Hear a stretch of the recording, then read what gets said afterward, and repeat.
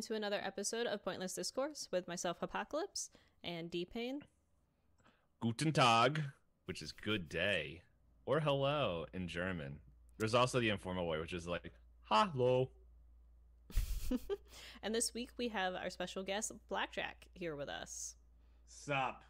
This means sup. It's universal.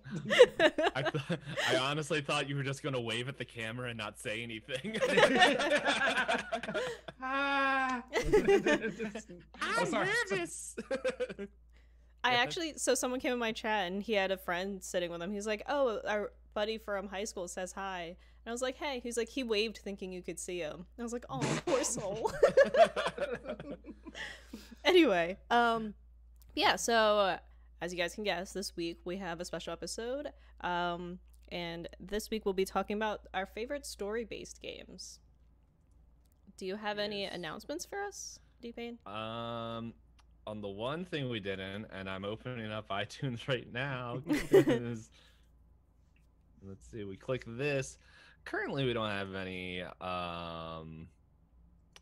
anything, and I just want everyone to know that we still have our clean lyrics rating on iTunes, even though we have one explicit episode. Whoops. Talking about It's Always Sunny in Philadelphia, you can't not. That's fair. So, it'd actually be appropriate for no, that's Curb Your Enthusiasm. Never mind. I thought that was like it would be appropriate to just play the ending song, and I was like, nope.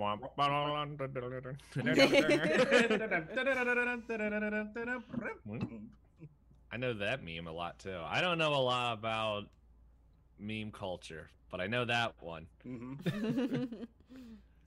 But yeah, we don't. No new countries. Let's see. Any fun states?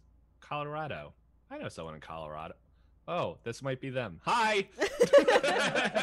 I know someone. Wait a minute. So, yeah. Before I maybe accidentally dox somebody, what are we doing today, Hop? Oh, wait, you already said that. What's next? I lost track. I'm going back to Twitter like we normally do these recorded episodes. I got a notification. Is there a show going on today? I'm not sure. I forgot. But yeah. No, so yeah, I guess, I said the topic for today. I guess we can just, without any announcements, just jump into rolling our dice to see who gets to talk first. Sweet. Yes. Do you guys know they're making another Boss Baby movie? Isn't there a TV show on Netflix, too? I don't know. I don't have Netflix, but it's the second thing on my Twitter feed, and I hate it. I paused it.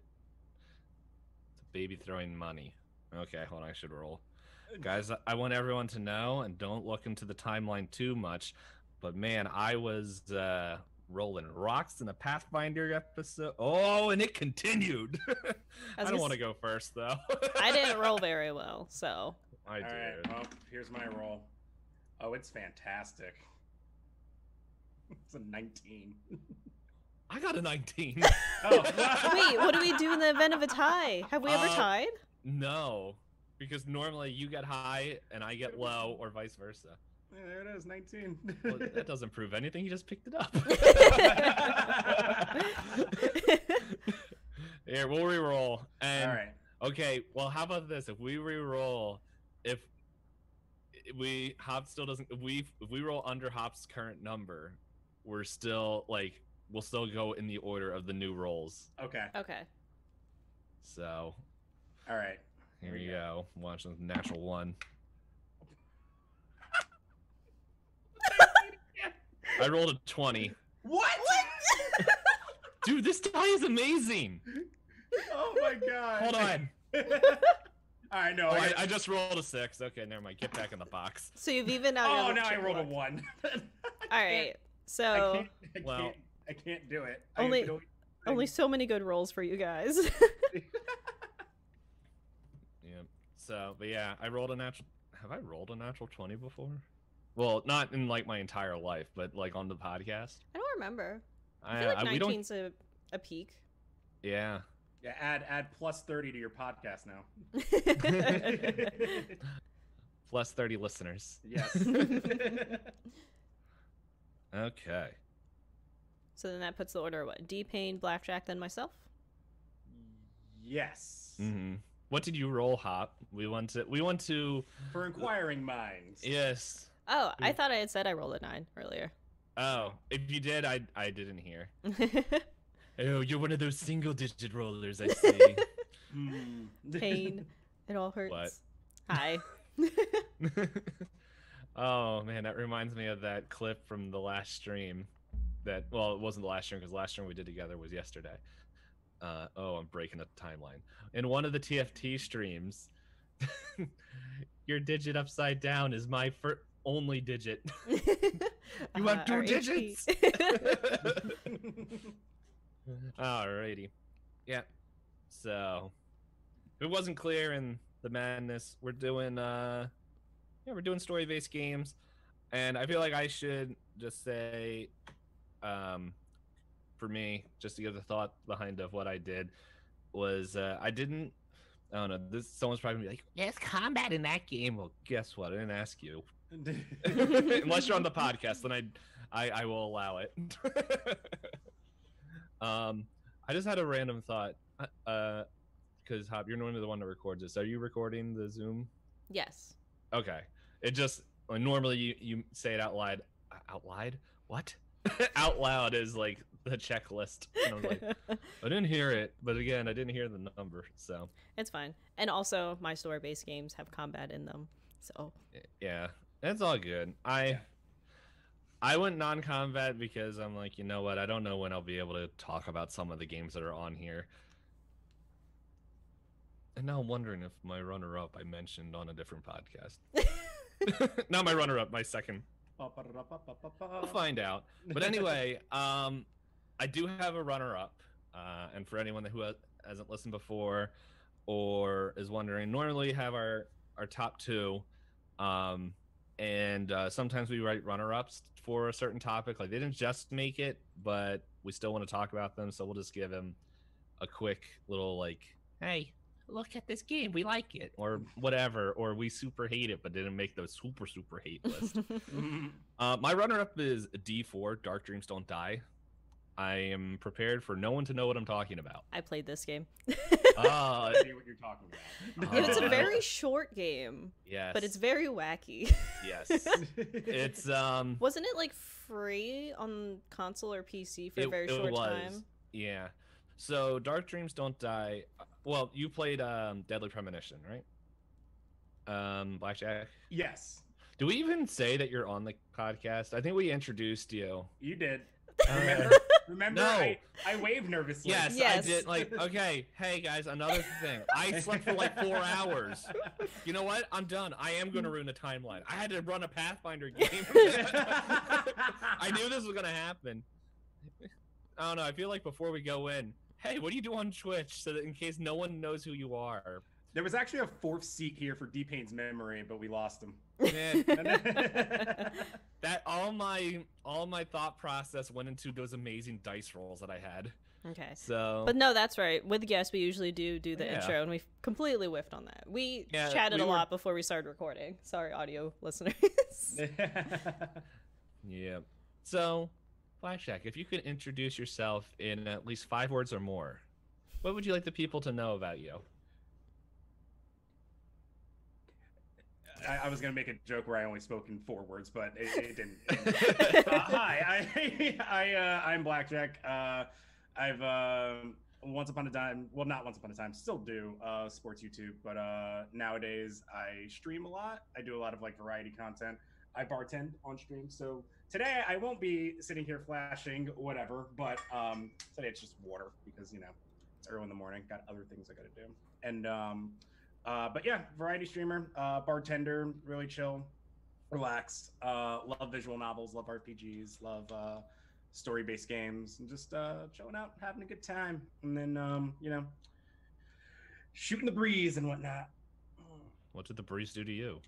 You know, it just kept blowing my hair around. That's why I wear a hat. Yeah, and then Alrighty. Do you have a set schedule where people could find you? Nope. Nice. Schedules, what are those? Yeah, no, because Because I bartend, my schedule's always all over the place because sometimes I work mornings, sometimes I work nights. But if you did want to find me, twitter.com/it's21blackjack or on the Twitch at the BlackJackXXI. That's the Roman numeral for 21. Yep, and we will definitely have that down. I didn't realize that. The 21. It's all together. I guess Does it make sense now? Yes, I just kept saying XXI. I'm like, oh, I guess it's something he likes. I guess he just wanted to have triple X, but somebody took it before him, so he just said, I guess. I don't know. I don't know. He really likes the triple X movies.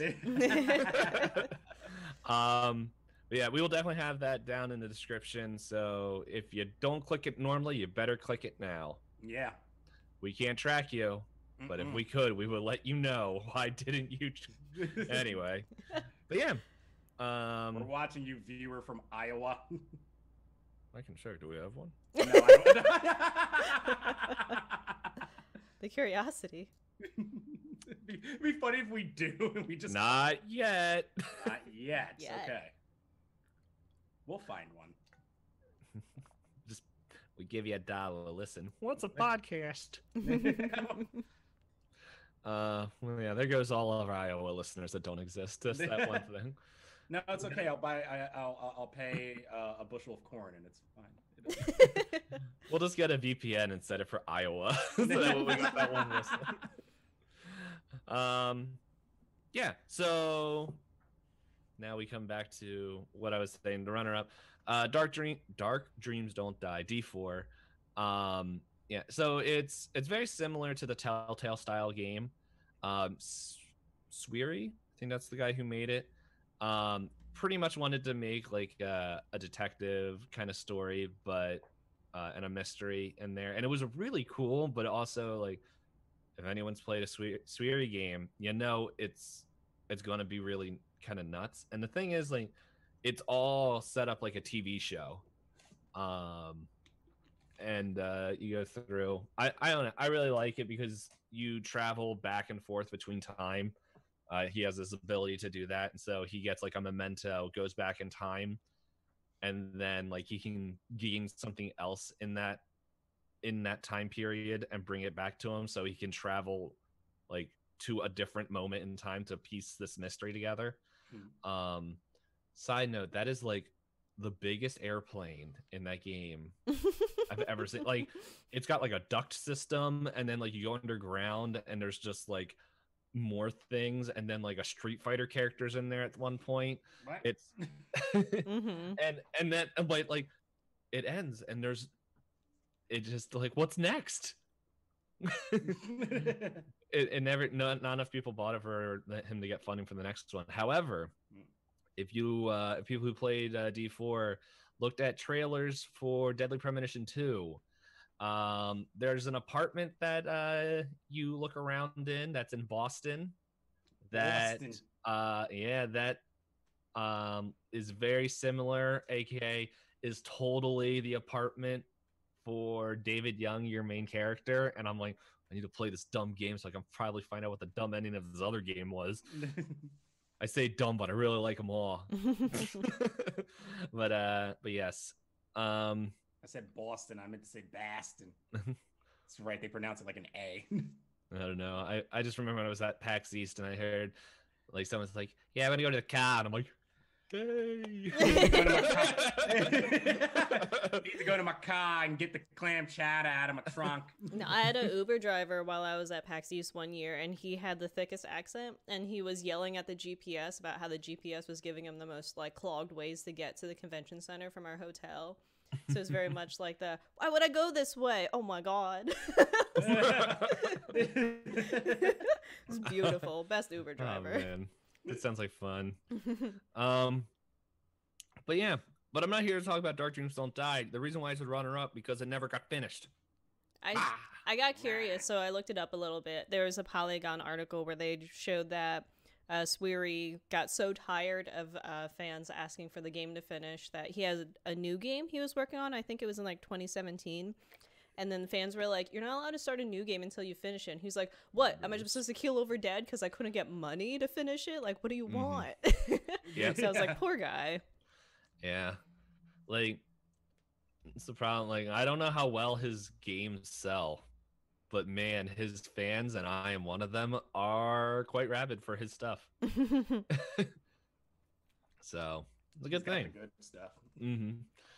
But yeah, but my number 2, for my choice is a little game called The Sexy Brutale. Which I remember. I think I mentioned this when we talked about indie games, but it was just like in quick passing. Okay. Yeah. The Sexy Brutale it's another time travel game actually, where it's an indie game where you pretty much wake up in this mansion and you're walking around and you can't interact with anybody. Because if you do, like, all these other people are wearing masks, and when you do that, like, their mask comes like off their face and like tries to attack you, so you can't be in the same room as anybody. But what you're trying to do is learn the timeline of people moving through this mansion and put it together to solve the mystery, because everyone dies and you're trying to stop their deaths. And so you're going through the timeline trying to save these different people, and then when you do, like, their mask comes off, and then they all have like kind of special abilities. So like one of the first ones that you get is like you save this one lady, and then you're able to, like, there's certain conversations, like people are whispering, you can't hear them. So with that mask, like, you can hear conversations through doors and through walls and stuff. Well, in adjacent rooms, so that way you can see them, or if they're talking quietly, you can hear them better. So like one of the things is that there's a guard that's walking around and he has a code, and he's like, oh man, what's that code? I don't remember it. And he's just like, and then the text box gets like all like blanked out, and it's just like all dashes, and then like this room opens and you're like, oh, okay. And then so you sit there and you're like, what did he say? And then it's like you hear the code and you go in and put the code in to get into this room. So it's a big puzzle game, and it's, I don't know, I played it multiple times, and by multiple I just mean 2. But it's one of those games that I find really fun, and the music is amazing. It's kind of like jazz punk, if I'm describing the music right. I think I kind of know what you're talking about when you say that. Yeah, it's like big band and definitely jazz style of music, but there's like not like a big techno dubstep like beat behind it, but it's got like the percussions and stuff. Like it has that electronic sound a little bit, but it has the trumpets and the big band feel. And I'm just like, I'm a sucker for games with good music, so I'm just sitting, I'm like, yes, I love this. And so yeah, it's definitely a really fun game, because I realize I look at like 99% of media through the lens of, this is a mystery to be solved, and this is literally a mystery to be solved. So it's a lot of fun, and I enjoyed playing it. It's one of, I don't know, it's one of those like sleeper games. I bet it, I'm gonna look it up on Steam right now. I bet it's on sale. They are having that big autumn sale that I know you said you weren't looking hot, but I'm gonna just let you know, hey, this game is for sale if it is. But I immediately forgot how to spell it. I've remembered now.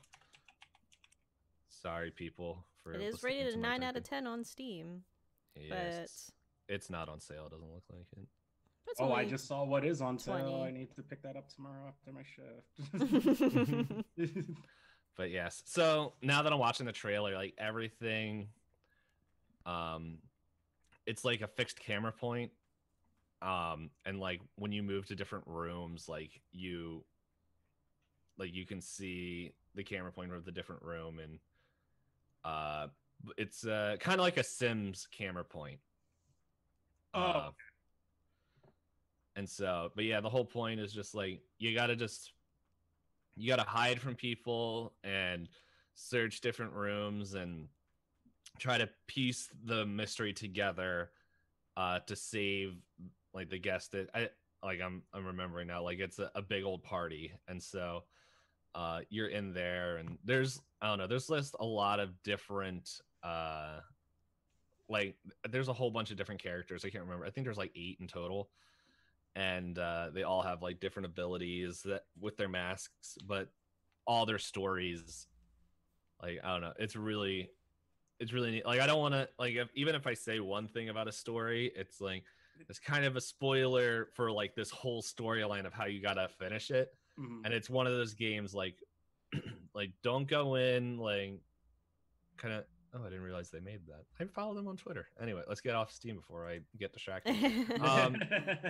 Let's go to the other place, Twitter. But yeah, it's definitely one of those games where when you go into it, you get immersed in the world and everything, and I don't know, it's just one of those games. Like I remember hearing someone say like, this is one of my top games of the year, and I'm like, okay, and I'm like, $20, sure. And I finished it in a night, and I was like, it's like an 8-hour game. So you don't have to finish it in one night, but it's, I don't know, just the experience of it was a lot of fun. There's not a lot of shipping for people who like to ship people, but I feel called out. but good. Trying to remember, there was something I saw on shipping, and I can't remember what it was. I think it was 2 people, and they're talking like, you realize like we're gonna get shipped again. They're like, no shippers. And then the other person's like, what are you talking about? You enable them because you keep getting subs. She's like, shut up. So but yes, if you like your story-based games where you're able to ship all the people, that isn't there. But I am going to say though, like, because I don't want any confusion of what's about to come out of my mouth next, where it's just like, if you want a good story, I'm not saying games that you can ship people don't have good stories. I'm just saying there's no shipping. It's just all story. 1 out of 10 can't ship. Yeah. 1 out of 10 is garbage. I couldn't ship the thing with the other thing. No, that's my favorite thing to go into now. That when I go into Genshin, I was like, where's the robots? There's a friend of ours. I'll go into her stream. She'll be playing Genshin. I'm like, so when are they adding robots? And I'll get a face of confusion, and then I'm only reading what is unsaid, where she's just like, DPayne, get out of my channel. But yes, I almost said Genshin Impact. The Sexy Brutale is one of my favorite games, and I guess if people are wondering who are listening how that's spelled, it's the sexy, and then the last word is Brutale, Brutale. Fun game. Now it's your turn. Oh no. No, I gotta talk. The thing I was brought on here to do. It's really weird, like because I thought about this for a while, and I'm like, what qualifies and what doesn't? You know what I mean? Because like you have like your story-based games, like, you know, Telltale games usually pretty story-based for the most part. Then like there are some games that kind of cross like that threshold of like, is it a story-based game or is this like pure visual novel? And I think I kind of ruled things out when I was like, okay, are most of my choices just mainly dialogue? And if they were, I kind of just completely ruled them out for this one.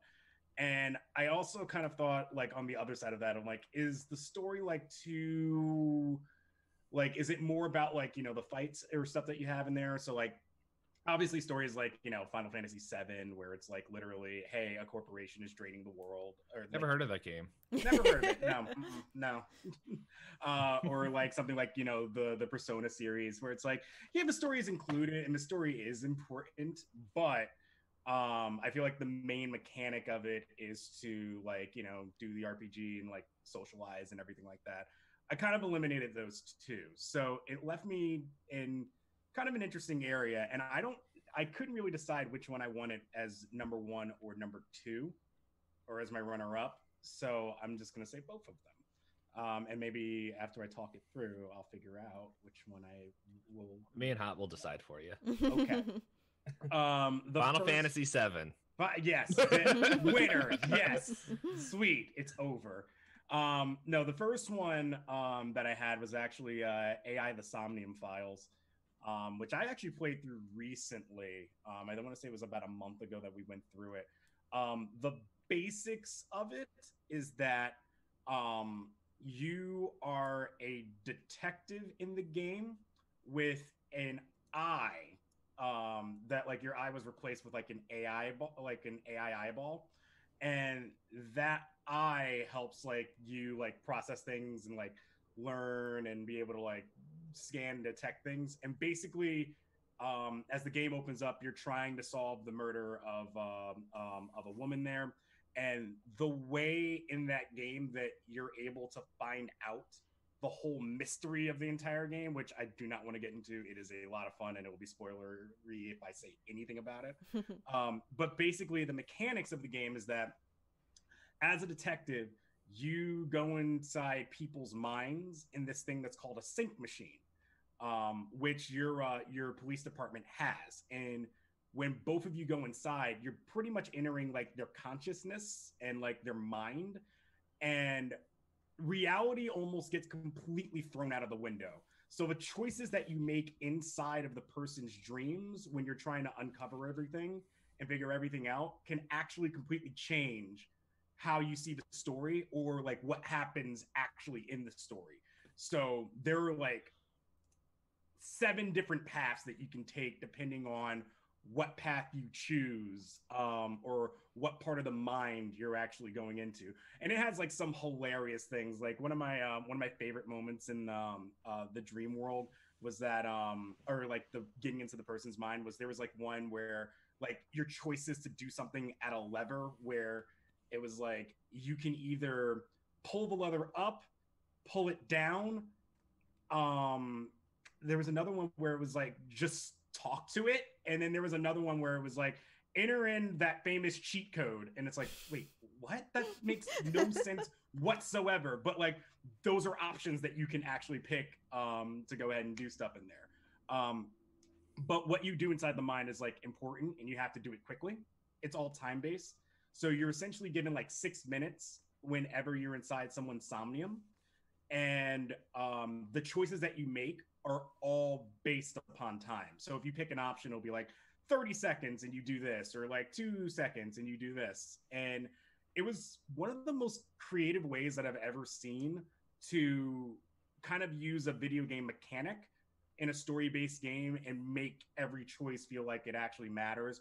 Or like some of it's a little trial and error in terms of like, you know, how you learn it and, you know, how you progress. But like to kind of give that free range of like, well, it's silly here, anything can happen.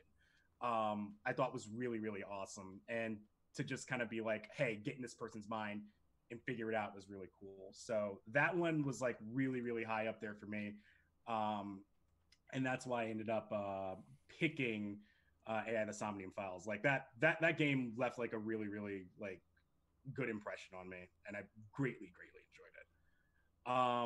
The other one that I had in mind, and I feel weird picking this one too because it's technically the same developer, but I feel like they're in like 2 different areas in terms of like what they wanted to accomplish, and that's like a game that I literally played again during the summer, and that's Danganronpa, which I will give a pass to just because like it's normally pretty story based for the most part, but the trials and everything in it.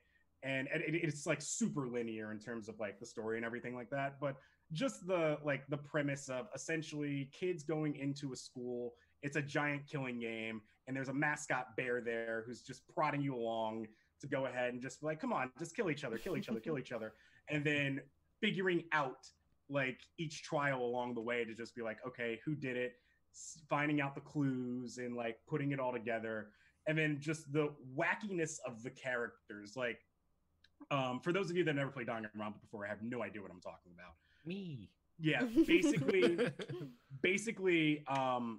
there's the school called Hope's Peak Academy, and they select the best students like all around. Everybody has like an ultimate talent. Like in the first game, there's like the ultimate baseball player and like the ultimate pop singer, and then there's some ridiculous ones where it's like you're the ultimate fanfic writer, and it's like, wait, you can go to school for what? So they essentially world. Yeah, like, what world is this? There's a guy who's literally the ultimate moral compass, and basically all it is that he's like the goody two shoes, like the lawful good, who's just like, great, everyone's here today. Were we all in attendance? Great. Now let's get this meeting started so we can discuss what we're gonna do here. And like, kick that guy off first. Yeah, just get him out of here immediately. So yeah, but there are times where like, you know, their ultimate ability kind of comes into play with how everything unfolds or how some people end up getting killed, which is super cool.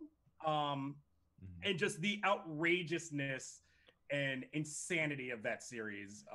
There's a reason why it's truly, truly beloved. But I feel that you would run into it, like DPayne, if you were to play it now, you would run into the same problem that you had with Doki, which is everybody's like, hi, I'm this character, and I showed up in the stream. I'm here to watch this. Yeah, like I did play the first one a while ago because I had just heard like, I forget how I ended up hearing about it. I know Blackjack, you've seen. I actually have a fan T-shirt of Danganronpa, the Dunkin' Donuts crossover. But it is definitely a unique game that is just, I don't know. I feel like DPayne would love it because it does have some really fun twists and turns. But there probably is like that weird fan base now because it's been out how long now? Like there's like they're celebrating their 10th anniversary this year, yeah, and like releasing. Go ahead. Yeah, they're gonna release a whole pack of the 4 games together. It's insane. Yeah, I haven't gotten a chance to play the other ones. I've only played the first one so far. I was gonna say, so you're telling me it should be on sale? You know what? It was like Spike Chunsoft had a sale like 2 weeks ago where it was like 80% off. Oh boy. I don't know if they have that anymore, but there's a bundle where it costs $60. Oh well, for all 3. That's not bad. But yeah, that series was just, it was a fun ride. It was like a ton of fun to actually play through, and the story the story itself was like a lot of fun as well. The only, I guess, okay, you know what? Actually, I have a third one. Sorry, I just remembered Yuppie Psycho, which is like a horror, scary, story-based game where basically you're this dude named, what's his name? Brian Pasternak, I think, and it's your first day at this new job where it's like, man, great, I'm gonna get out of like being poor and like you know, just kind of like barely scraping by, and I'm like getting my first job in this big building, and like it's cool, I'm in the city now, I'm gonna move up classes. And then what ends up happening is that, oh no, like it's like a giant witch hunt that's going on inside the building, and like every floor you go on has like a different thing going on it. You can complete the story as you want. Like you save the game using, you have to conserve your paper in that game because you can either use it to save or to buy things. So like the save mechanic becomes super interesting in that regard because you don't know, like, okay, somebody may have like an important item that you need to get through to the next part. But if you didn't conserve enough of the paper, you also can't save at certain parts. So like people who save scum will get absolutely wrecked playing Yuppie Psycho. But the story itself is like super, super interesting. They like leave weird save files in there for you to go ahead and like dig through as well. And the story itself, even though it's somewhat linear, if you miss out on certain things, you can miss bigger parts of the picture as well. So that would be my runner-up, and the other 2 would kind of be like the 1 and 2 for me. Okay. I'm a save scummer. Don't play Yuppie Psycho. You will not live. Yeah, I'm slowly learning, trying to unlearn save scumming. XCOM taught me to save scum. I'm a Fallout main, so that's all you do in that game. It's really funny whenever I play a game and I'm doing it on stream because I save like a madman. So like I can't remember what game it was, but I had like 30 save files, and then I finally got to like the 30th one, and I was like, uh-oh. But I never ever like go back. I never do. So it's like, why do I save like this when I can just create one file and just keep going? Sometimes I rotate saves. So Sorry, I'm also watching the trailer for Danganronpa. I'm like, that character had cool hair. I don't know who he is. There's a lot of fun characters in it. There are a lot of cool hair in there too. It, I don't know, just from this trailer, it reminds me. It looks like I've read a lot of anime. Not read a lot of anime. I read a lot of mangas that it looks like it's kind of the same thing. I think there's one called Judge or something like that, where it's like, here's a whole bunch of high school students and they're in a room and you got a certain amount of time and only one of you can live, but you got to murder somebody. I think I either read Judge or Dread. I forget. I think they're both by like the same group where they have the animal heads.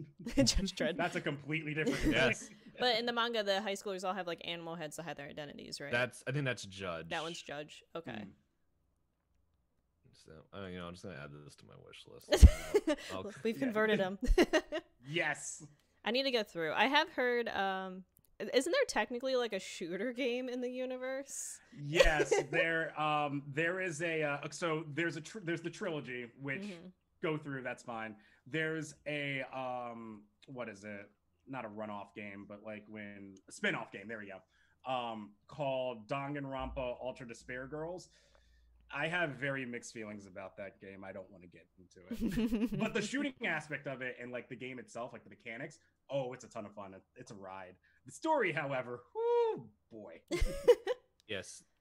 Judge is the one with all the animal heads, and then there's like a second part called Doubt. Oh, it's Doubt, not Dread. Okay. Different feeling. Similar vein. That's actually really funny that the name of that is called Doubt. Because when Danganronpa, like when the creator was first working on Danganronpa, its like running name or its project name was actually Distrust. So that's interesting. Like they just go with like, well, because like remember like in like the later 2000s, like everything like Call of Duty made like everything had to be grayscale. Yeah. And you needed to have like your titles for like your sequels was like, you know, like you have like Matrix 2, like Matrix Reloaded, or like you have to have that one bold word. That's exactly what this feels like. Judge, Distrust. That's all in it. Just one word. Bam. Yeah. I don't know. That's how movies are getting named now. Like Cheesecake. What does it mean? Yeah, watch to find out. So to have anything, it's a murder mystery where this person goes home after a while and reconnects with her family to find out that her long best friend is a murderer. Oh, what's it called? Cheesecake? Why? It's like, why? Wasn't there that one Netflix one? It's called like Horse Girl, but it's like a psychological thriller where she can't tell if she's gone crazy or not. And I was like, Horse Girl, like no, it was like she happens to be a person like someone who takes care of horses, but then somewhere in her family line there's like she is a horse. But I was so confused. I was like, isn't this something that like people like tease other people about? Oh wait, this doesn't look like a weird comedy or coming of age story. This looks pretty dark. Why'd they name it Horse Girl? It's the gritty reboot of, I don't know, villain superhero here. Give me 1 second. Well, you guys can keep talking. I can hear you. I need to just close my blinds and turn on the light because it's starting to get dark and like I'll be like, my eyes hurt. The lighting. All right. I was gonna say I think I'll probably put in my case AI first, and like in terms of like a story ride, and I think like anyone would be able to enjoy it, and it doesn't feel like it's culty. I probably put AI first, and then like Danganronpa and Yuppie Psycho right underneath it. Okay, yeah, makes sense. Yeah, so I'll just go through. So I had a very different thought process when story-based games came up. I was just like, if I wanted to keep playing the game to find out where the story ended up, then that's what I counted as a worthwhile story-based game. So I have a couple of like runner-ups, and I realized all the runner-ups I put are games that made me cry at some point. So the first episode, you make me feel. The first episode of The Walking Dead, or first season, I forget how they're phrased, but that one I remember as Clementine goes through all that stuff and they got to the ending. I just sat in that chair and I was like, I'm so sad. I'm so sad. I didn't see anything wrong with it. About I mean, what was it? I was playing Starter and I were playing it together, and I think I said in the beginning of the game, I was like, "Oh, Clementine kind of reminds me of my niece." So then when it got to the end, and I was like, "Why is this the ending?" So she shot you. But I didn't play like any of the other chapters of The Walking Dead. I only literally did the one that had. I don't want to say the ending in case anyone still wants to go back and play it. Hold on, when did it come out? Is it within the spoiler? Oh, we said if it's within 10, or if it's 10 years, we're saying it's spoiler free. When did that? I'm looking it up now. Has it been 10 years? When did the Telltale Walking Dead come out? Yeah, that's why I didn't feel bad about like Final Fantasy VII. It's like, dude, it's been 25 years. 2012. Close enough for me. Nah. We've already broken this rule like a ton of times. After but I think 8 years, 9 years, skip a few. Hey, it's in range. Yeah, but no, the ending where they all just ditch her and leave her behind. Because I didn't play. I don't know if Clementine comes back in any of the following seasons. As you should leave the children behind. So harsh, but no, I remember crying at that scene. Do you want to spoil it? Do you plan on playing it? I said when they leave her behind. That's all I said. No, like, do you plan on playing the other seasons? Maybe. I don't know. I think I technically own them because I bought a big pack for the Telltale games. I don't think before. it's a super spoiler because it continues with her. Oh, it continues with her. Okay. Yes. So she is in the future. She is. Yeah, she is like the main character. Oh, okay. So I don't have to feel as sad as I did at the end of that season. It was just like he did so much to help her, and then the people that were supposed to like make sure she was safe were just like, peace. I was like, what? You're just gonna peace? They did so much for you. Anyway, yeah. I didn't like them from the beginning anyway. The first Disgaea, I remember crying a lot, and I've also replayed Disgaea. Like, I probably could finish a playthrough in maybe like 50-ish hours, but I've played through just it in 50-ish hours, and I remember that was like one of my favorite games growing up, so I've probably played it through like 6 times. So that's a lot of hours. Also not including that sometimes I get sucked into Item World and I just do that forever. And then I didn't finish this one yet, but I've cried during Steins Gate now. So Blackjack the other day was like, "Oh, where'd you leave off?" I was like, "I cried on stream today." He's like, "Oh, okay." Well, I was like, okay. I know. The only thing I know about that game is, but he's a guy. Oh yeah. That's all. Like, that's literally the only thing I seen. Like Hop's clip of that, and I'm like, I don't know anything about this game except that dude's a dude. Yeah, if you come back and watch again, you'll be very confused. Yeah, a lot of things won't make sense. It won't make sense anymore. The world has diverged a lot. But no, it doesn't make sense to me when you kept saying the dude was a dude. But no, Steins Gate, but that one is very heavily just straight up visual novel. The only interactive stuff you really have with that one is a cell phone. So that one I was like, I don't know if I want to necessarily like put it up there as a story-based game. It is more visual novel, but it did make me cry. But my actual second place favorite story-based game, warning, both of my top 2 have combat. My runner-up favorite is BioShock.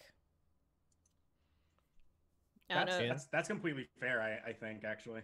Yeah, because like there is a like combat and first person stuff in it, but like it's there. I think the combat and the story go together well enough to really help you build out the character.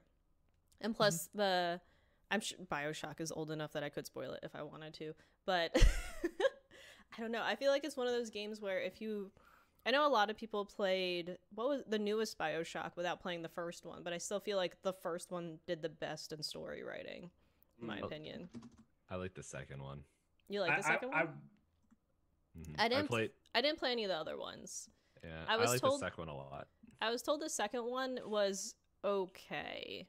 Like they went more towards the FPS mechanics than they did in the first one.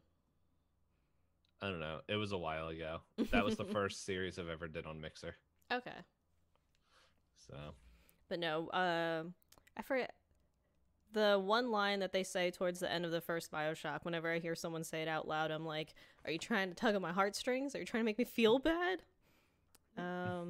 But now, off the top of my head, now that I have to say the line out loud, I don't remember the quote. Whoops. It was that good.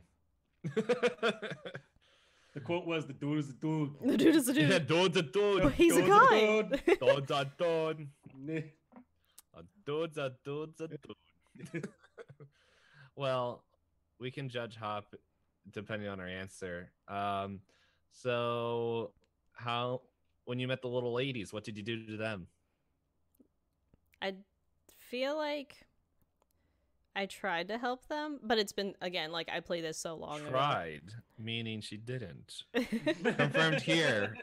Hop hates children. Horrible person, Hop. Horrible It's person. okay. We have evidence. I think I've like drained them dry as well. Actually, no, I never drained them. I always try to help them find their Big Daddy. I didn't. I just sat there and I'm like, well, I'll take this someone else's. Wait, why can't I find the quote? I'm finding other good quotes, because for anyone that hasn't played BioShock or isn't familiar with the universe, the first one is very heavily, oh, what's that lady's book? Atlas Shrugged based. Yeah, Ayn Rand. And yeah, Or Ayn Rand. Ayn Rand. But I'm trying to remember like the quote when you get the plot twist to find out who your character actually is. Dude's a dude.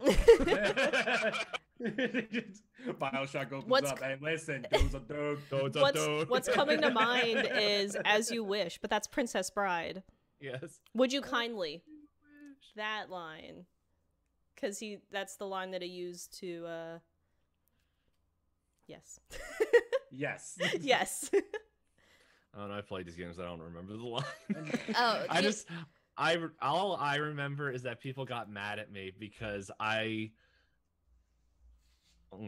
did the bad ending, and I was like, I'm okay with this. And then the second game goes like, yeah, that one ending didn't happen. We went with the other ending. I'm like, oh, okay. I don't know what the bad ending is. So, okay. So the ending that I recall is when you go down, you try to face him, and then you find out, would you kindly is the phrase that he's used on you the whole time. Oh, yeah, okay. I'm remembering now. Yeah, that scene in particular to me is like the one scene from the first BioShock I still remember. Yeah. The thing with BioShock for me is that like the last game I played was Infinite, and I hated it. Yeah, I haven't heard great things about Infinite. Is that the one where they Yeah, is that the one where they like try to get the universes to overlap in a way? Mm-hmm. Yeah, that part threw me. Like it's like I can see what they were doing, but it was just like I don't know. I didn't have fun with it, and it's like if like when I remember the first BioShock and the second one, it was a lot of like exploring mechanics as you go around, and you're just like, yeah, look at this dumb underwater base. It's big and falling apart, and there's dumb people down here, and you're like, cool. Well, also watch out for Nautilus. Never mind, Nautilus wouldn't fit in there. Wrong game. Watch out for Big Daddy, and you're just like, okay. And then in the second in Infinite, the Big Daddy mechanic was just made into like this giant. I think it was the songbird. I forget the actual name, but it was like a giant bird, and it's like, I'm like, okay, why this thing it has plot armor. You can't actually fight it until like a certain point. It's literally made of plot armor.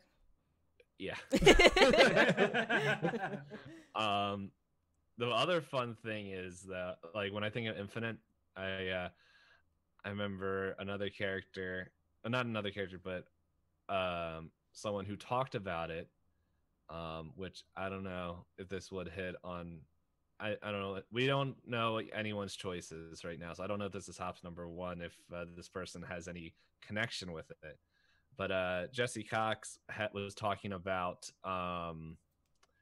BioShock Infinite, and he was like, yep, there's Elizabeth, and you're just like, you feel the things, and you're like, yes, and I'm like, I remember looking, like, there's like parts in that game where she's 12.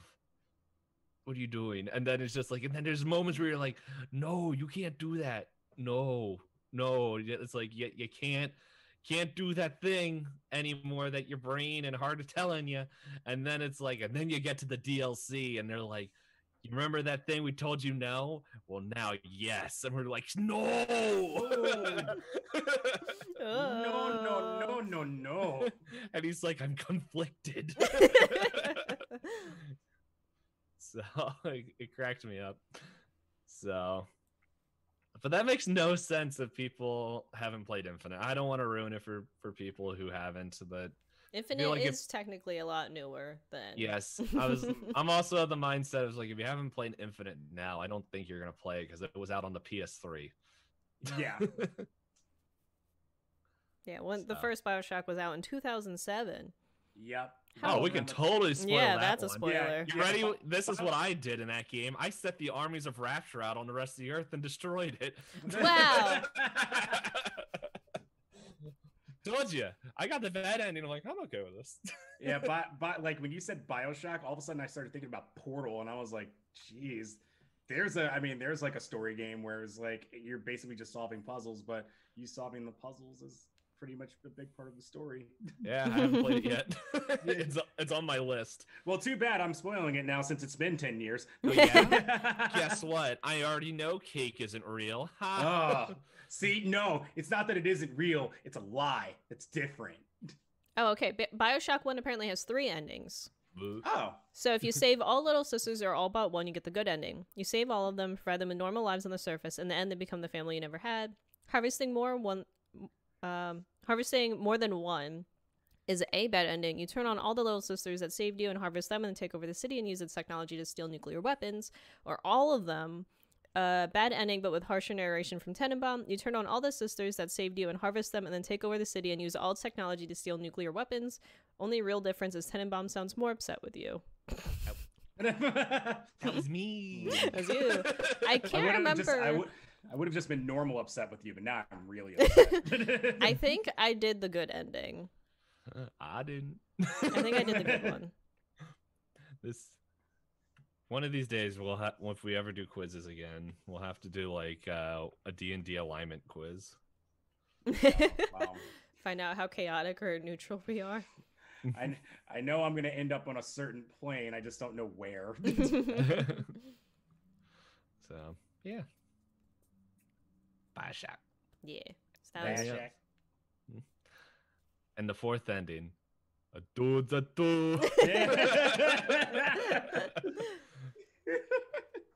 That's not even the line that they say. Now I'm thinking about it, but that is it now. The dude's a dude. Just everything blows up and explodes, and then just from like the ethereal, just a dude's a dude. Written in the sky. I'm really hoping that there's a big like emotional high points in I forgot the name of the game. The one you're playing now. Steins Gate. Is it Steins Gate? Oh, yes. Steins Gate, yes. Steins Gate, yes. Yeah. I'm really hoping that you're in a real high emotional point, and then that character comes in, and all that you hear in the back of your head's a dude. That character has already reoccurred a number of times at different emotional points, so I think they might have missed my ability to get surprised now. Sorry. Considering where you are, this is true.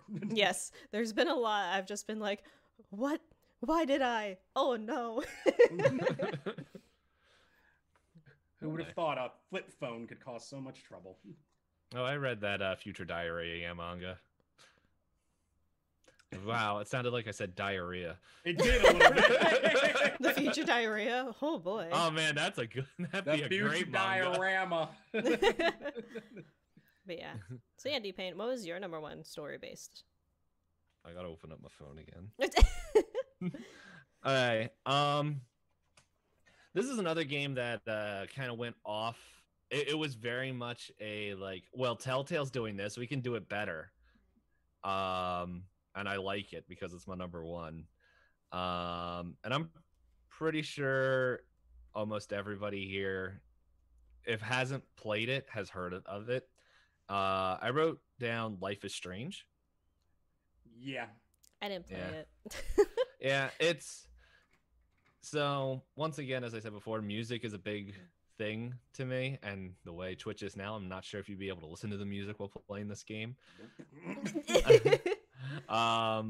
it's really funny because I saw a clip on YouTube the other day, and someone was playing it for the first time, and it got to one of the parts, and they're like, "Wait, are they gonna play a song? I can't mute it. I'm in the middle of a cutscene. What am I gonna do?" And it was just like the song came on. She was like, "Ah, I'm not just screamed. I was like, "I'm not getting caught."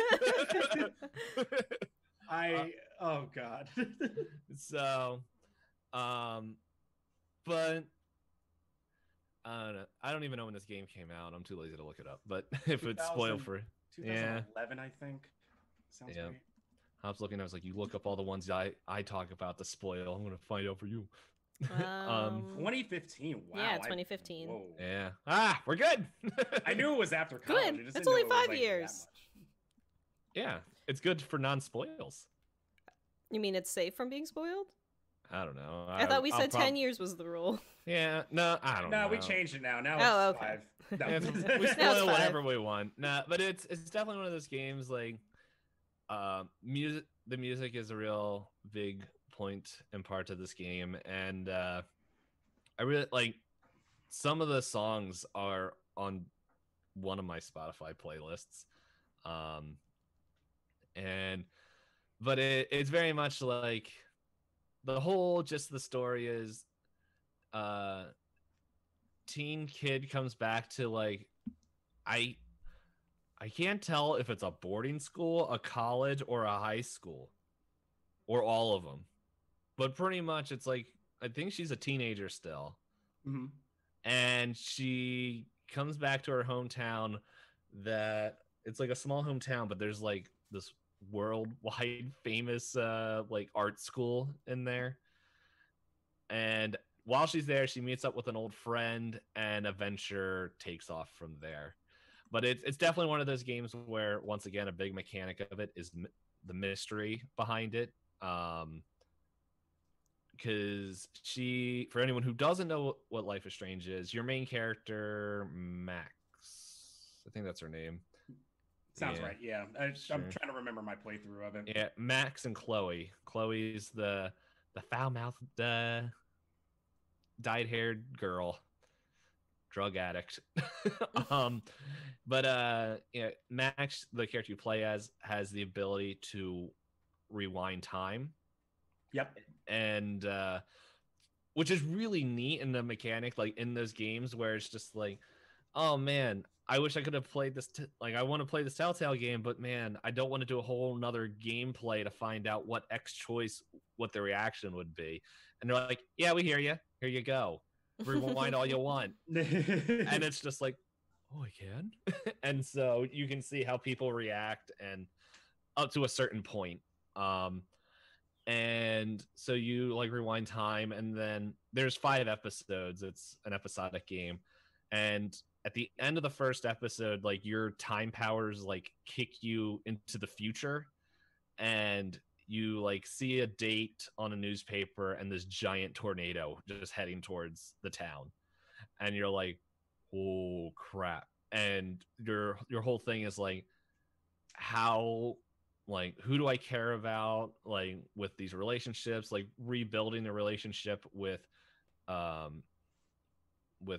Chloe, finding out about where this girl disappeared named Rachel, and like, who the heck is she? Why does Chloe care about her? And then there's a few other things, like there's students that like are missing and everything. But then at the same time, you got to deal with like the turds at school, and like the local drug dealer that keeps like harassing your friend, and the army dropout stepdad that you're like, this guy is like harassing students at this school. What the heck? All while you have time powers. Oh, and it's like, also stare dreamingly at the hot photography teacher. And it's like, you got to figure out all these things. If you play the game, you can realize some of the things I said were in jest. But anywho, it's one of the. It was a game that I really enjoyed a lot. Just seeing everything in there. And then what was really fun was that they did a prequel after this where you play as Chloe. which is fun because like because at that point you know what's next in the story, and so it doesn't really make sense for her to have time powers to go back and forth and find out all the different things, because you're like, this is where it ends. How does it get there? And it's like, how does Chloe, like, because you know just different relationship beats and all this stuff, but at that point you're like, oh, that's why that person is mad at that person, or why X is happening in the main game. And it's really neat because it's like, I think it railroads you a little bit, but it kind of needs to, because of just how the story is being told. And it's definitely one of those games that I had a lot of fun playing. I want to play the next one where you're the kid, but there's a few things that happened like when that game first came out that like weirdly coincided with like things that are happening with me in real life, and I'm like, yeah, I can't play this right now, I'll do it later. So yeah, it's but yeah, Life is Strange is definitely like, I love the music, I love the ideas, like, yeah, take a look at all the choices before you do that, before you buy in. There's just some weird bonkers scenes in that too, where it's just like your time powers, like, they're like, yeah, heck with you now. Yeah. So there's like a lot of like neat little things, and I don't know, I had a lot of fun with it. It's a short game too. Yeah, it's super short. You can get through it. What is it, like 20-ish hours? Yeah, like if you're going straight through it, maybe like 2-3 hours for each thing. But it's if you ever wanted to be part of teen drama that you never were a part of, but also have time powers, there you go. You know how you've always said you wanted to go back to high school and maybe rethink your choices again? Well, you actually get to do that. Yeah. Did you ever want to? Well, actually, I don't know, because I never was a girl. Because the dude's a dude. That's what the caption of this episode is going to be. A dude's a dude. I'm going to make that the Twitter post right now. Hey, listen, a dude's a dude. A dude's a dude. If I ever play Steins Gate, that's all that character is going to say when he sees that first. That's the voice. That's the voice. Yeah, it's just like, oh man, stuff. Yeah, I didn't realize with Steins Gate how much of a commitment it is. You guys were like, yeah, it's short. It's like 22 hours. I was like, no. I got to 22 hours in Steins Gate, and my chat was like, oh, it's getting started. I was like, excuse me? Oh yeah, it is a long draw to then like punch you in the face. That was somebody who was playing Nier Automata, and it was very much the same thing where they were like, oh man, guys, I'm only like 10 hours in, and they're like, people are like, no, you're going pretty well, and they're like, I looked online, the people have like 90-hour playthroughs, what am I doing? I'm just sitting there like, well, they were probably 100%ing it. Mm-hmm. So, yeah.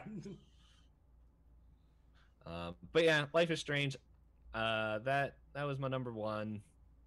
I liked it a lot. I don't think there's any combat.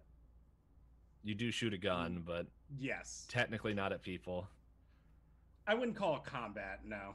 Yeah, I'm thinking back at it now, and I'm like, man, without my time powers, I kill a lot of people. Yep. So. Yeah, like that mechanic is so heavy and needed in there, because like, if not, you were just like either a complete maniac or like the most like staying out of this like simple person ever. Mm-hmm. Yeah, like, it kind of sounds like it's a gimmick. It's just where, and in the first episode, it kind of is a little bit of a gimmick where you're like, oh, okay, as it kind of warms you up to it. But then like when there's a very important scene, I believe in the third episode, you are kind of reliant on it to make sure that things, and they're just like, yeah, now do this conversation without it. And you're like, wait, what? Wait, huh? No, I didn't ask for this. And it's like, it like that is, it's one of the things where you're like, wait, I can't go back, and you're like, yeah, do it. How much did you pay attention to all the hints? And you're like, not at all. I just thought I could rewind everything. Yeah, well, in the event there was one thing I missed, and it was the stupidest thing too, because like I went back and looked, and for me to get that clue, I remember walking past where you get the clue, and it didn't light up, and I'm like, and so I'm like, oh, and I was like, it was the one thing, and I'm like, you know what? If that was it, you deserve what you got. So, but yeah. All right.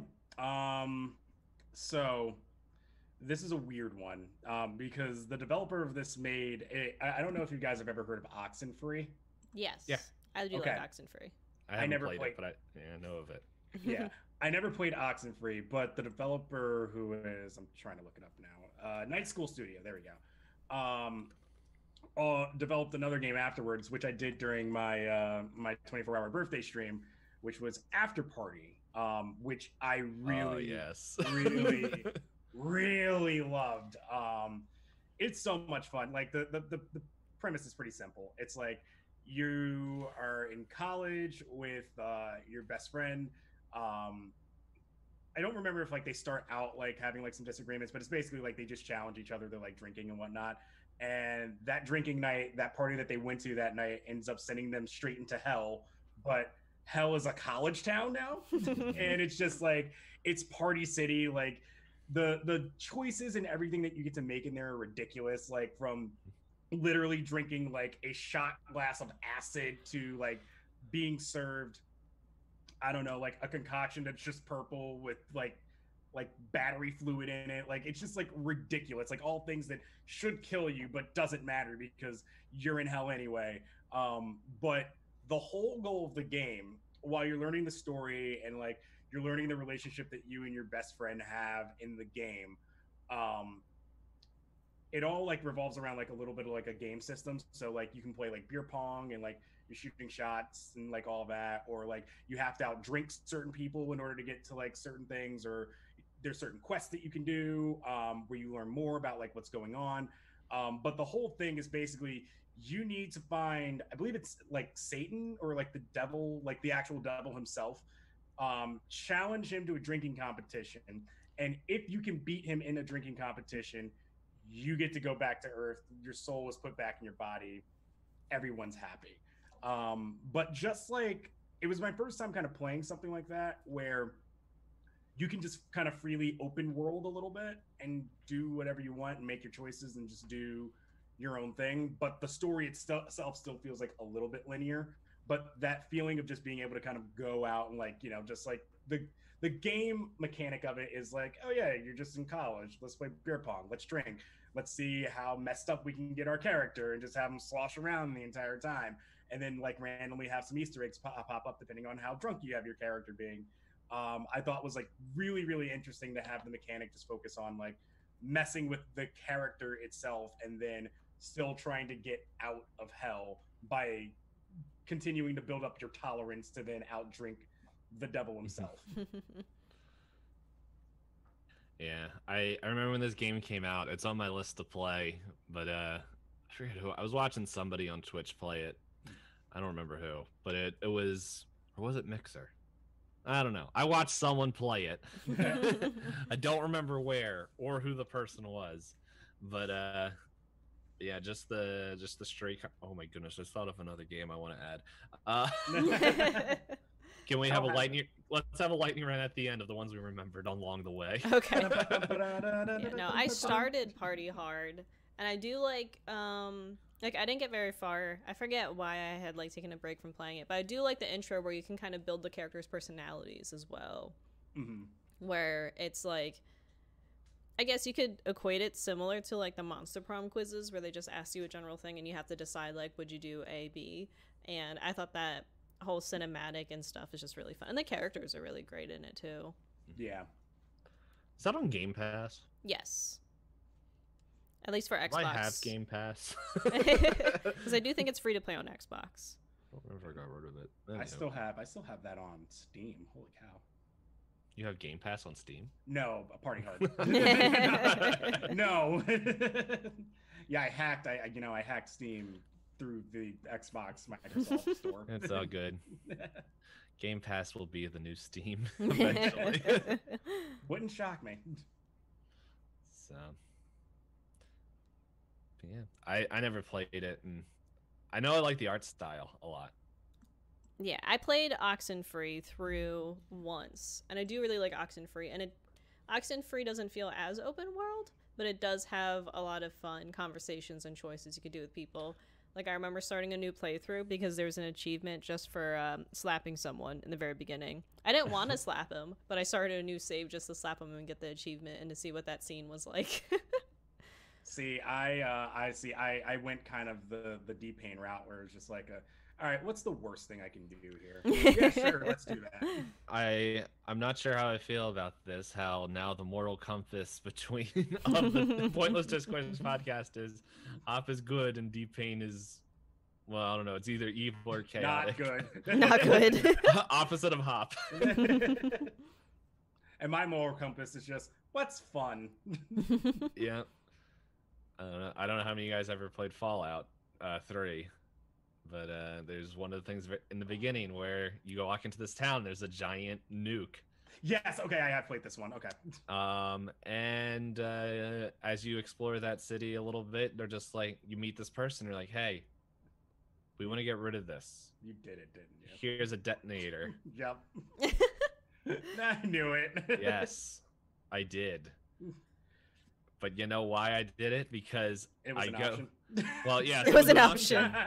Well, the first time I did it when I was learning the game, I never played a game like that, and so I didn't do it. I'm like, oh no, I'm just gonna walk through, and I killed that dude. But the second time, I'm like, okay, well, let's explore this world, and I went to, I think it's Tenpenny Tower, which is the next place you go, which is like the base if you blow up Megaton. Mm-hmm. And then there's a quest line in there, but you can betray everyone in there. Guess what I did? Betrayed everyone in there. I betrayed everyone in there. But however, I didn't leave it without getting something from it where I got a ghoul mask. And that means all the ghouls don't attack me anymore. And so that is like, it saves me so much ammo going into the tunnels underneath the wasteland, DC wasteland, or whatever it's called in there.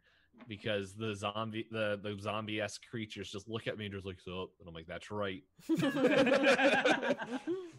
What's crazy about, now that you brought up Fallout 3, is that like I played it when it came out. I can't remember. It feels like it was around college-ish. But when I finally got my hands on it and I played it, and like I was exploring and everything was fun. I was having a good time. I got to the guy who shows you the button and everything. But it was when I had to explore underground that I stopped playing the game for a few weeks, because I have a weird fear of like, I don't want to say fear of bugs, but like bugs do kind of just creep me out. Like, you've got like 8 legs, like why? You don't need all of them. And I forget what the enemies are, but they have like those like metallic looking like crab things. Like, I can't remember what they are. Oh. But I remember like when I went down there for the first time and I saw one, I was like, nope. Are they in the water? Yes. Mud crabs, I think. Yes. Okay. Yeah. They were like, I feel like they were called like mire or something. Mire crabs. That's what it is. Yeah. Okay. Yes. Yeah. And when I saw them, I was like, no. And I had to like put the game away for a while because like it freaked me out. And then the only way that I got over it was that I kept looking at images of it online, and I'm just like, okay, it can't hurt you. Not real. It's not real. And then I was able to pick it back up like 2 weeks later. Yeah, there's that, and then, well, I'm pretty sure once you got farther in, there's like some that look like humans, and you're like, yeah, like, ugh.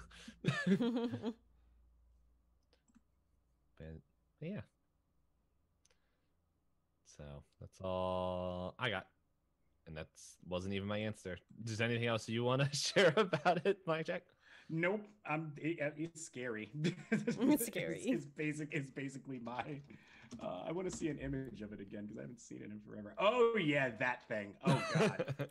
Oh yeah. I didn't really play any of the Fallout games. Hold on.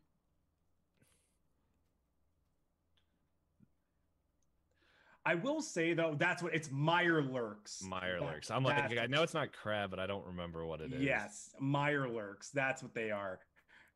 Which is actually funny. Once I got over my fear of Mirelurks, I actually what was the game? I think it was Mass Effect 3 or 2. Where they started getting like crazier looking aliens, and I'm like, you're not as scary. You're fine. You're okay. The Mirelurks is what trained me on that. You reminded me. I think I wonder if I know what Hop's number 1 is now. You guys want to take a guess? No. You can take a guess if you want. I'm gonna write it down. Steins Gate 0. Hasn't even played it yet. No, dude's not a dude. Wait, is 0 different than Steins Gate? Yes. Oh, I thought it was the like streamlined Steins Gate. It's no, so there's Steins Gate Elite. Oh, which, okay. That's the one, yeah, where they're just kind of like, let's kind of skip past, those 20 minutes you spent setting up everything. Let's condense that a bit. Okay. If I had to get, I'll let you know what my original guess was. My original guess was the Monster Camp game thing. I don't really consider that story based though. Yeah, I wasn't fully sold on it, but then Blackjack said Mass Effect, and I'm like, oh yeah, she really liked the Mass Effect. Here it comes. But which one? Well, if I had to remember previous conversations, and we have a lot of them, I have a guess. I want to guess 2. Because I remember you were like, I hate the bike from 1 or whatever it is. And that's all I'm basing it off of. I'm going to base it off of someone who has played the series. I can imagine Hop liked 1, Hop loved 2, Hop liked 3 until a thing happened. The last 10 minutes? I heard about that.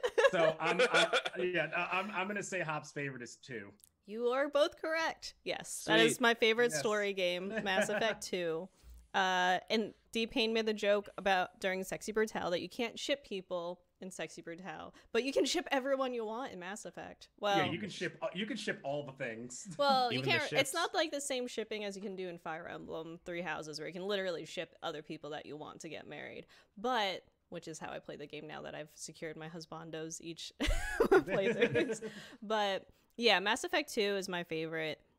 Granted, Mass Effect, I think, is very heavy on combat that isn't necessary to the story.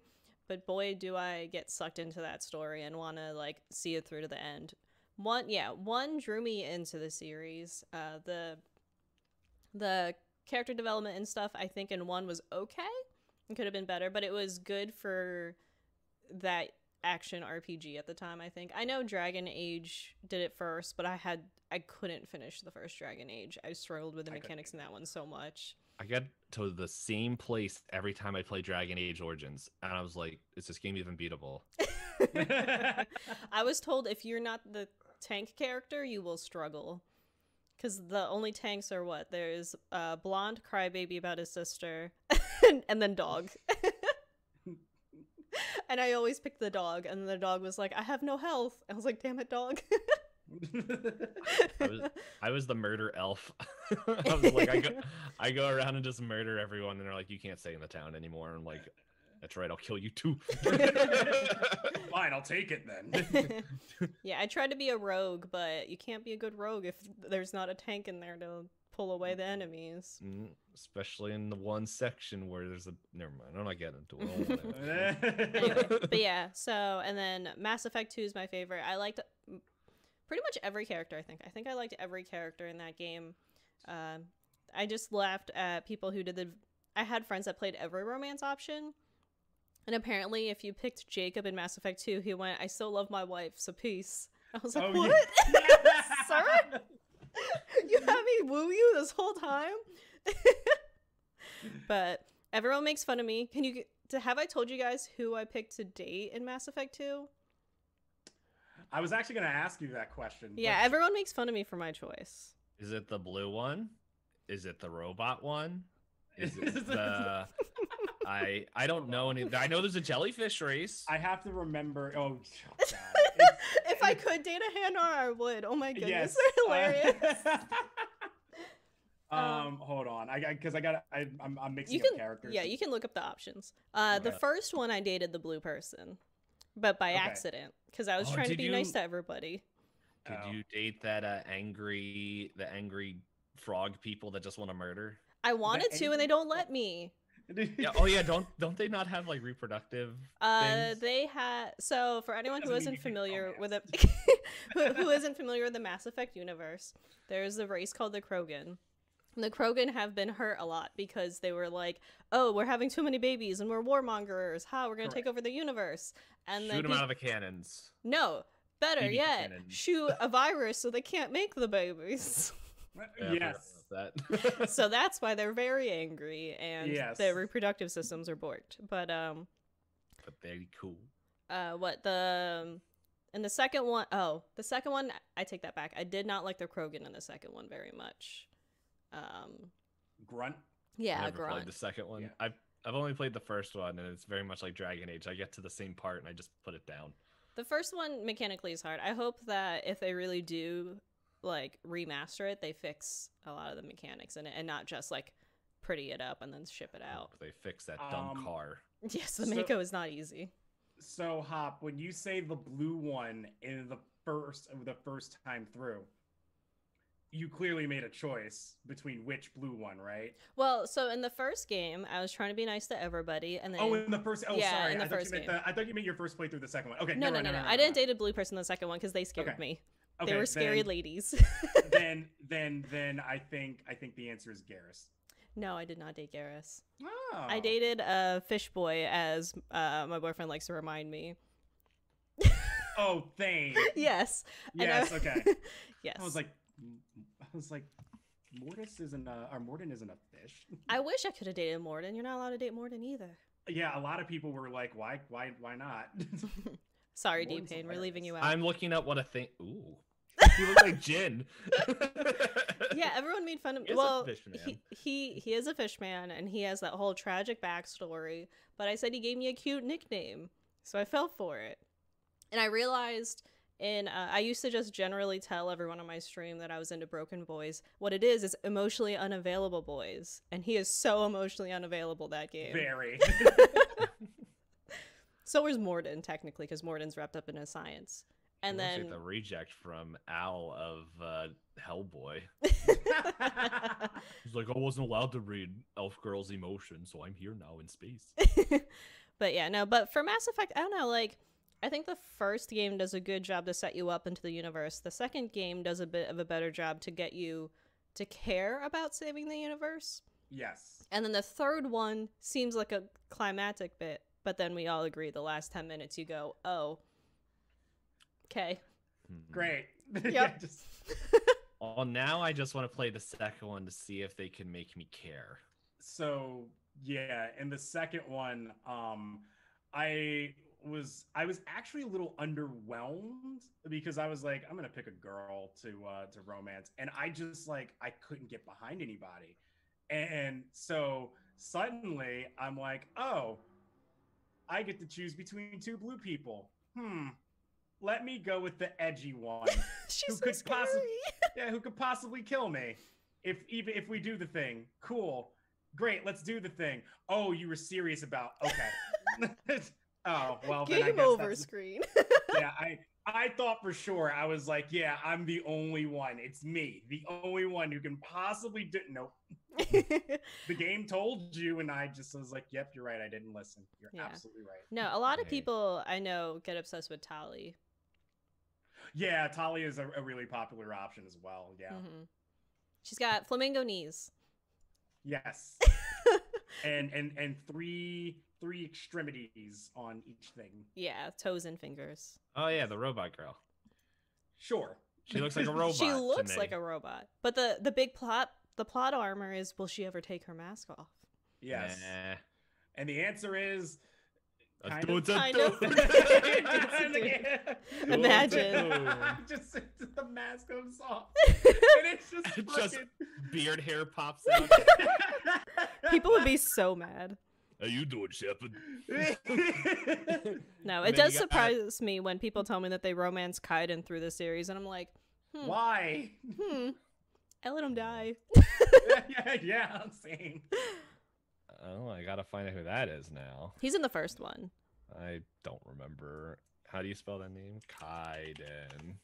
I think it's Kaiden. Oh, That sounds right. Yeah. no, it's AN. No. This guy looks like a nerd. All he does is complain. Yeah. No, he legitimately. So I was being nice to everyone in the first game, and he came up to me and he's like, "I heard you're pretty fond of the blue person on the ship." I was like, I don't have room on the ship for your racism." And he was like, "Fine, go date her then." I was like, I didn't realize this is what we were arguing about, but okay, I will. And then I offered her to dissect my body, and she's like, "This is exciting." In case anyone's wondered if I'm socially awkward, there's your big reveal. Yeah. Yeah, but oh, sorry, go ahead. I was just gonna say, I realized we talked a lot about the characters. I don't have an extreme like I know I said in BioShock 1 I had a particular scene I really remember. I feel like there's not a standout scene for me in Mass Effect 2. I think I just enjoyed the whole trip of it. Yeah, like the entire trip is fantastic, and you just remember like the small bits of it, like talking to the Hanar for the first time, or I'm Commander Shepard. This is my favorite shop on the city. Like, every 5 minutes. Yeah, every 5 minutes you had to hear it. But yeah, I think my choices were like in terms of romance. In the first one, it was Liara because I didn't care for Ashley or Kaiden. I really didn't. Yeah. No. The second one, even though my first choice, killed me off, it ended up being Miranda because I was like, well, my options aren't great. And then in the third one, I was like, you know what? Let's go back to Liara since Arya isn't an option. So yeah, Liara slapped me in the third game because I went back to her and she's like, "You cheated on me." I was like, I didn't know we were that serious. Yeah. I was like, oh no, you weren't there. Yeah.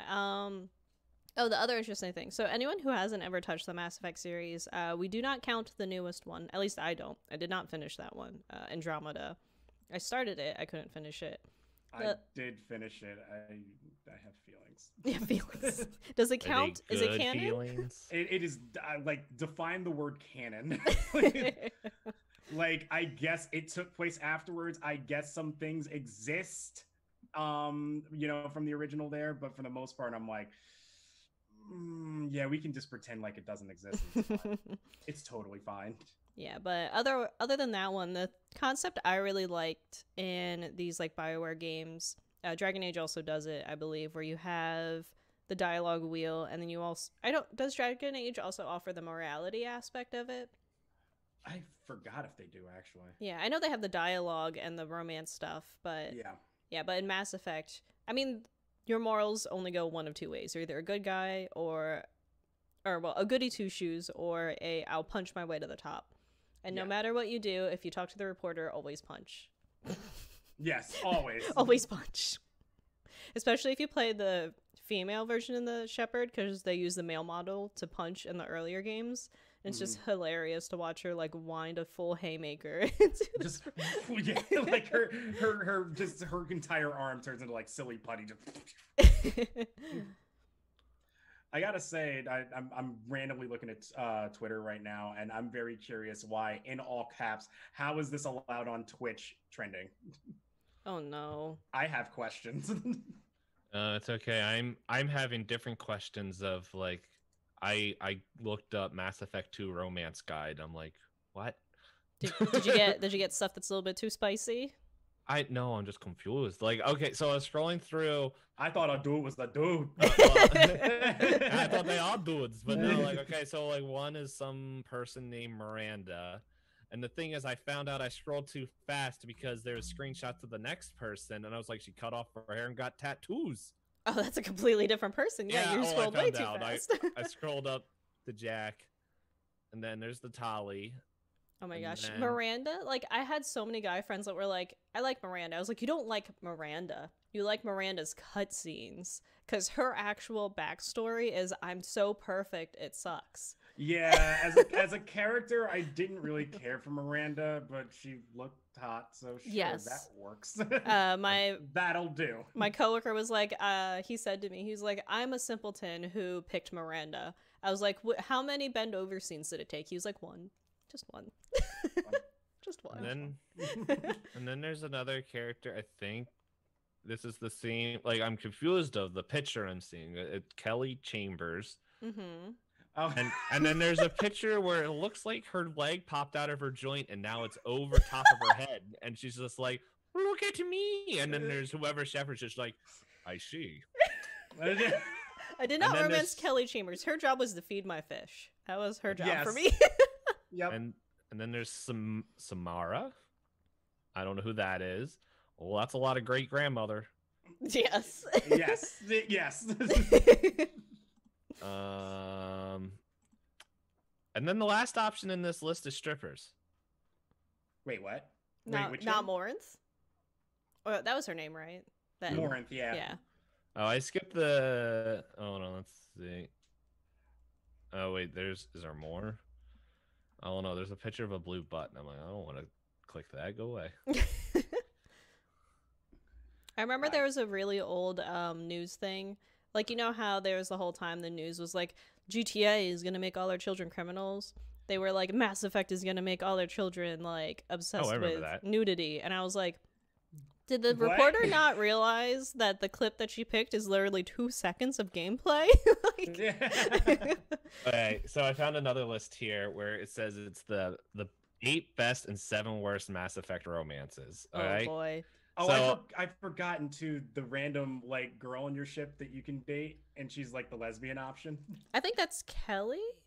I think no, Kelly Chambers is the reporter you punch. Her name is like, I think it's something with an S. I don't know. I can go through this list, and since you guys have go played ahead. it, go through. Okay. So it's starting off with the last best one, which is Jack, which is bald tattoo lady.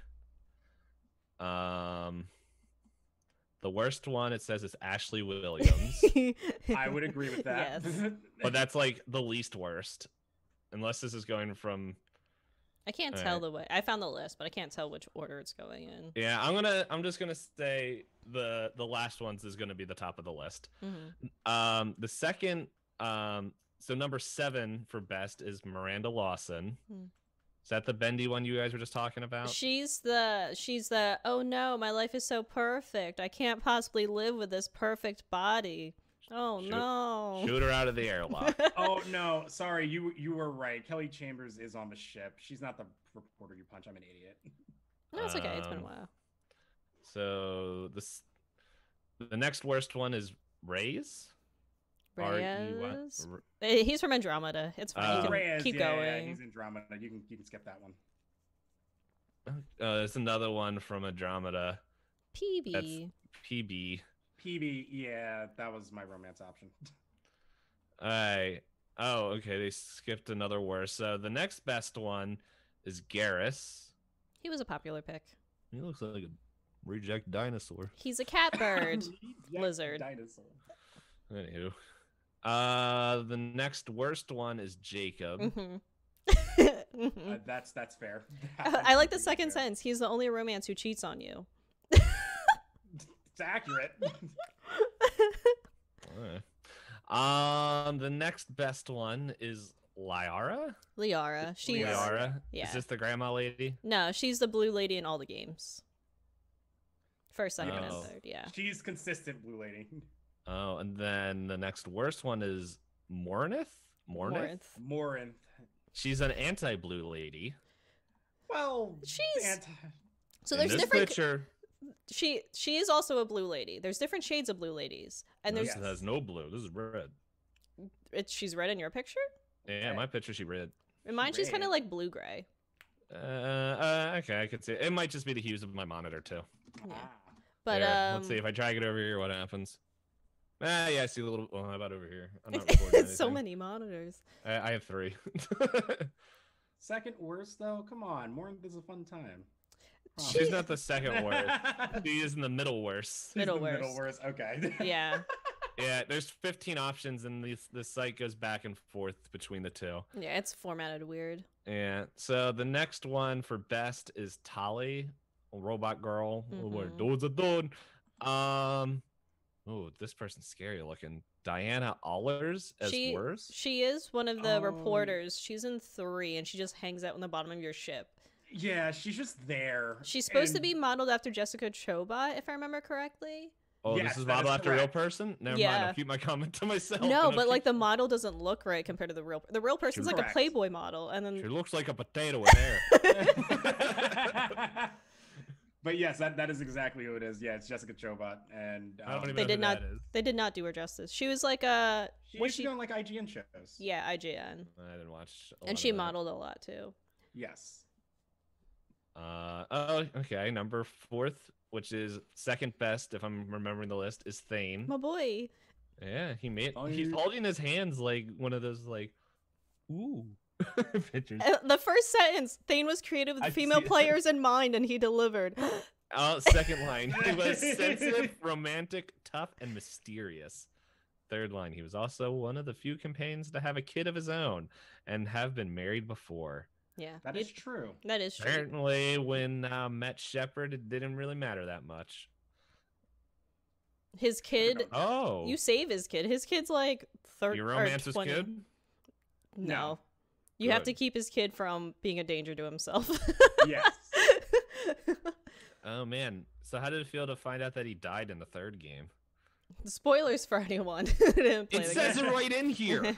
But I made the comment. I went back to Liara because he had people made fun of me. They're like, so you just like Notebook, the movie? I was like, just because he's sad doesn't mean I like sad romance.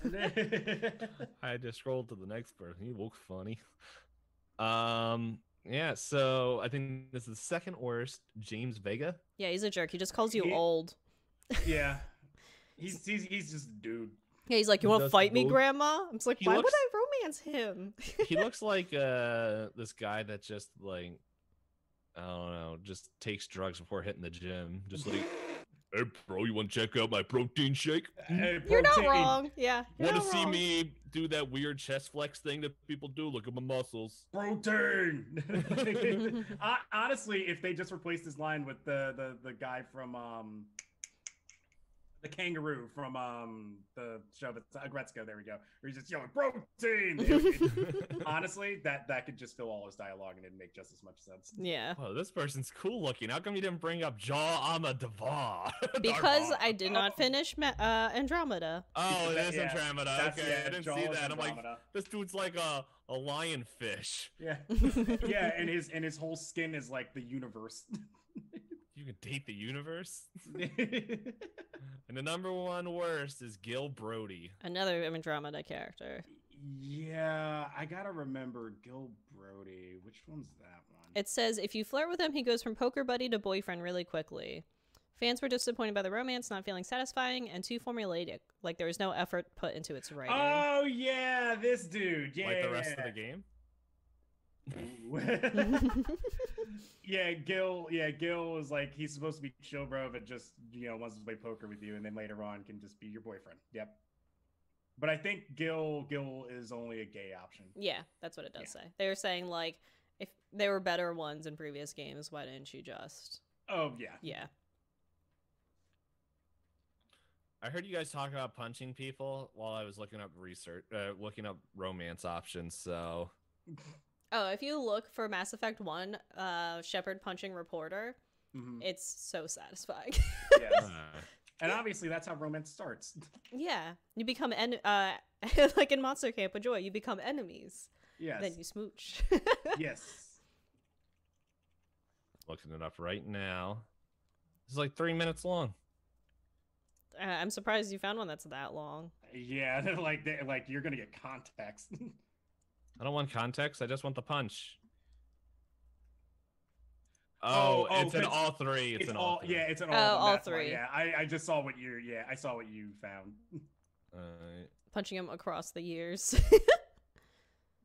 The reporter is a jerk. I was looking to see. Judgmental. Oh, I think I remembered her name now. Oh, That's right. Her name was Samantha Trainer is the other one. Oh, you're right. Wow. Yeah. I forgot about her. Yeah, I was like, wait a minute. There's one other person. She's the free lesbian option. In 2. Yeah. I like that option. Time to shut you up. And then comes up and Yeah, it's not even like you punched him, like, stop talking. He was like, he stepped back, put his whole upper torso into it, and just went all the way into the punch. In this video, it's the person chose a female option for Shepard. It is like hilarious. Oh, there's another one. Now she's dressed out like a reject Fallout character. Let's see. Yeah, she goes through some phases. Yeah. Does that punch get better? I think so. I hope not. Yeah, I know, like, I do There like you the go. first one because it's just janky. Yeah, it's Dude, just the second one's worse. Is it? She doesn't even wind up. She's like, and then it's just like, just falls over. For people who only listen to audio, which is everyone right now, besides the 3 of us, she doesn't even wind up. She's just like, just 90 degrees her arm right into the reporter's face and reporter down. The reporter falling is great. What is this one? Oh, okay. Here's the last one. Oh, dodged. Oh, headbutt. No one wins in a headbutt. Okay. Well. Yeah, Mass Effect memory lane. Not for me. So. Did you want to try and squeeze in? I don't think I have anything else to mention in a lightning round. Do either of you two have a couple things you wanted to mention?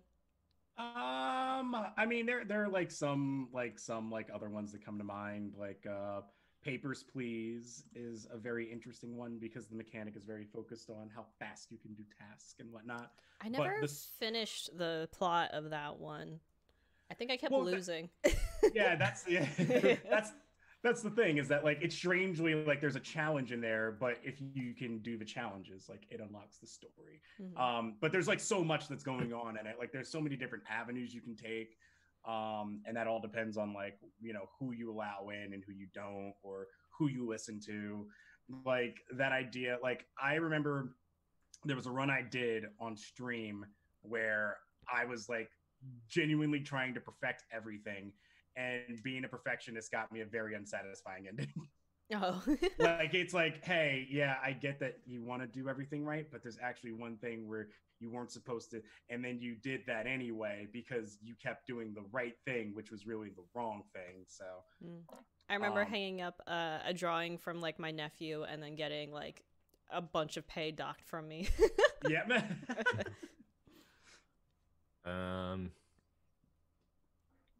Yeah, my brain died. I clicked on how is this allowed on Twitch and was like, this is stupid. Yeah, I did too, because I was trying to like understand it, and the more I scrolled through, I'm like, this is dumb. Now I feel like I have to just for context. But yeah, I thought you had a couple things you wanted to mention, DPayne. Or is it escaping you right now? No, I can remember. I'm just going to mention 2 games that are really cool. One is Old Man Journey, where it's a 2D side-scroller platformer thing. It's like not like a Mega Man style platformer. You're literally just walking aside and like each screen. It honestly reminds me a lot of those old school Flash games where like you have a screen and you got to solve the puzzle to move forward. That's the whole game. Like you start off in one area and you're just this old man just solving puzzles and traveling across the world to get to this other location that is slipping my mind, but I kind of vaguely remember. But it's a real short game. I think like 2 hours long, but it's just like there's no dialogue, but it's one of those games where as you go through the story and the visuals and everything tell you the story, so by the end you're like, oh, this is what it all was. And I don't know, I really enjoyed it. I think it's worth checking out. Another story-based game that I think is really good, that was the one that spawned my thought of this, is Little Misfortune. I did watch you play a little bit of that. Like that game is great. I don't think I could say anything without like giving spoilers, but it's just like, oh, okay. I've never played this, but I've seen like images of this. That's why. Yes. Yeah, it's there's a line that I said a little bit afterwards, and I realized that there's some parts when I'll just be driving through and I'll just like driving in my car and I'll look over and I'll just see like a young girl being all full of themselves, and it was just like, and the first thing pops in my head, it's like, that's why I'm a little young lady. And that's just some of the lines that I just like, I'm a little young lady, you gotta listen to me. And it's just like, that's like all that I hear when I'm like, that game has infected my brain. It is everywhere now. I like it. So, Eva Maroos. Yeah, so that is the end of the cast, I believe. Yeah. As I click to find out where the file, there it is. So we didn't check with this earlier, but I know we've done this in the past where we have the guest roll the next talking point. Do you have a D10 available? I do have a D10 available. I got whatever you need. I got all the dice. Nice. All right. Well, you can roll it now. Or you can roll in a little bit. We'll reveal that at the end. Sweet. But yeah, first things first. Do you want to give a little promo for your channel? Like, I know you said you don't really have scheduled, but you have ULR and wherever you want people to check out, and I don't know, the goal of something you might stream in. Well, this is coming out later. Yes. So currently, yes, if you want to find me, twitter.com/it's21blackjack, and then on Twitch it's TheBlackJackXXI. If you want to follow me there. We're currently playing through Persona 4 Golden. Things that I have upcoming that I want to do is the Hades series. Well, not the series, but the game. Yeah, I haven't played it, and I just keep hearing how good it is. So that's probably the next thing that's up on my list. And then at some point I want to do Pokemon Sword and Shield because I've never played it. Okay. And I've never done I don't think I've done like a Pokemon game since like Gen 4. So it'll be interesting to see like everything that's changed. And then occasionally we do like community night stuff. So like Among Us and Jackbox games. It's pretty much the whole spiel over here. Okay. Yeah, so definitely check him out. We'll have his links in the description below.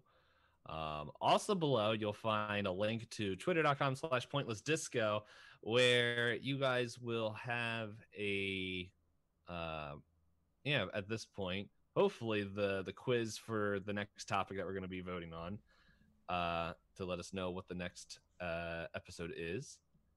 There's that, and there's other things that we're going to say at the end. I just want to be on episode 69. That's my only request. I know. We mentioned. Can we make episode 69 about dateable characters? It'd be appropriate. Well, I guess I gotta go play dateable games now. I got a year. I have a year. Or characters we wish dated. It's the shipping episode. Yes. All ships a sail. The funny thing is, that is like 35, 37 episodes away. Oh, sweet. There's so many games you can play during that. Yeah, time. And the funny thing is, you're like, I'm just sitting there, I'm like, oh yeah, that's like, I don't know, what, 8 months? Yeah. Yeah, 8-9 months, something like that. So, my brain died. Oh yeah, so also, and just another thing for anyone who is listening, a easy way to promote the podcast, one, besides downloading the episodes and listening to it, is to also write a review. And if you guys do that, we only know how to check iTunes. So if you guys could let us know by sending us a screenshot or something of the podcast, of your review, so that way we'll read it online, as long as it's like Hop on iTOS friendly. There's that. So we're just asking if you guys are able to do that. And we also said, like, since we are now kind of just not streaming episodes live, if you are able to, if we get 10 reviews, we'll do another live episode. We will schedule one in the near future. So get them reviews out. Exactly. And we'll also have the quiz, but the little questionnaire that we're asking people to fill out, so that way we can make the show better for y'all. What you guys like? Do we have an end date on that, or is it kind of just open? I figured probably, like, I don't know. I just remember we kept it the one thing open for a month and never got responses on it. So I was like, yeah, well, let's keep it up at least through December. Like I haven't checked it recently, so I don't know if there's any more responses, but okay. But yeah, it'll be up for the end of the year, and then, or less, or more. When we forget to mention it, that's when it's done. But yeah, I don't remember if there's anything else. I'll send it over to Hop, and I'll see if I'll remember anything by the end. I don't think there's anything else. So Blackjack, if you want to roll your D10, and we can take a look at our spreadsheet to see what you roll on.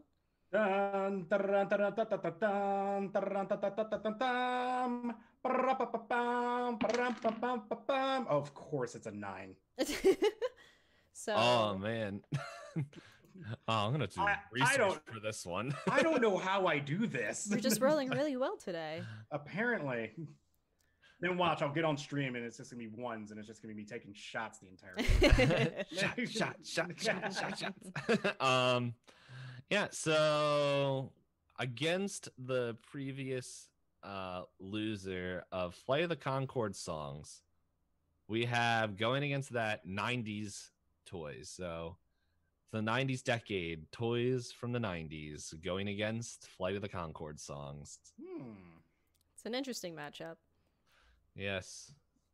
I also probably will have to do research, because I think Pogs beat Business Time.